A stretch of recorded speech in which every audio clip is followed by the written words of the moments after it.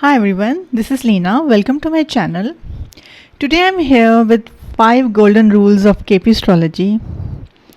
And if you are new to KP or you find KP Astrology really complex or you get stuck, then watch this video till end because today I'm going to share basic fundamentals of KP Astrology. And when you analyze horoscope with your clear concept, then you develop interest.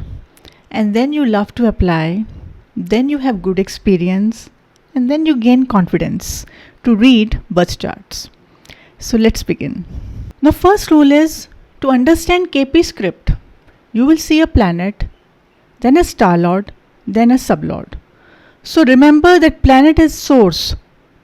Star lord gives result. So this states event will occur or not. Sublord gives final outcome. This will state whether you will enjoy fruits given by Star Lord or not. And this is most important to check in the script. Second rule is that 12th from every house negates the house event. So if you know this, then you can tell about any event. You yourself can create favorable and unfavorable combinations. Then third rule. See, if Star Lord it supports an event but sublord negates, then event will not occur. So don't get confused at this because I've seen people here don't realize that sublord is supporting or not. Now fourth rule. What are self significators? First of all, make a list of planets that are in their own stars. So that is a self significator. Then that planet which is not present as a star lord. And then those planets that are in exchange, like sun is in moon star, moon is in sun star. So all these planets will be considered self-significators. And remember, self-significators are really important. They work as a star lord, meaning they give star lord result. They are more strong.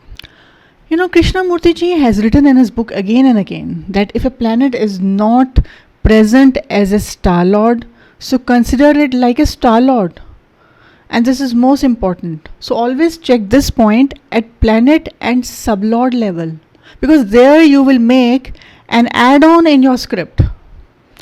Then fifth point is for promise, see sublord of the house. Like if you have to check marriage, see 7th house cusp script in detail. And for delivery or marriage event, see dasha, and then lastly transit status. Okay, so these are the 5 rules you have to consider while analyzing a horoscope through KP Astrology.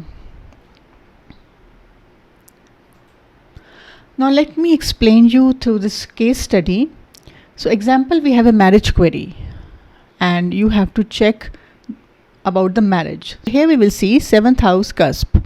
Okay, so we see Saturn is here. Now let's check Saturn status. Here we will check Saturn. Is it a self-significator? So meaning you have to check Saturn. Is it present as a star lord? So yes, it is present as we can see. So we will say that Saturn is not a self-significator. Now let's see Mars. We have to check the promise. Mars will give the results. Okay. Then moon. If you see that moon is a self-significator, meaning moon is not here as a star lord. So we will take moon at the star lord only.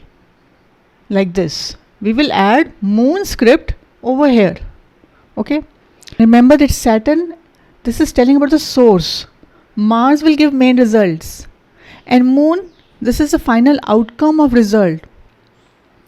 For marriage, we need 2, 7, 11, and if love marriage is there, then 2, 5, 7, 11 is there. And unfavorable will be 1, 6, 10, 8, 12. Now we have 2, 5, 7 in the script. Okay, so yes, marriage will happen. But we see 4 that negates love because this is 12th from 5th house of love. This is negating. And then 8 is here.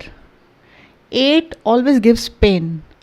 And if you see, we have to add this over, this is sublord. And since moon is a self significator, so we will add moon script at star lord. So now we will say that pain is here. Pain is getting involved in the marriage. This script will be read. So source is marriage, source is status, relationship, and even family issues. Because second house is family. See, 8 will always add pain in the relationship. And 12th house, it shows distance or separation. We are talking about marriage. So you have to read the script considering marriage rules. Okay. So 8 states pain, 4 is no love, 12 is separation.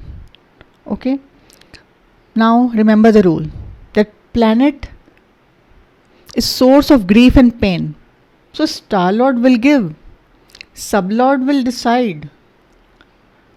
But if you would have seen 2, 5, 11 at sublord level, then even after disagreements and disputes, the couple will stay together. Now next is Dasha. Right now Mahadasha is moon and Antardasha Saturn is going on. So when moon dasha started, if you see the moon script, moon Mahadasha, so disputes started. It ended in distance. Because 8 gives a lot of humiliation and allegations, and it creates disappointment as well. Disappointment in relationship. Whenever you see 8th house in relationship, consider it disappointment. Okay. So when moon Mahadasha started, disputes started.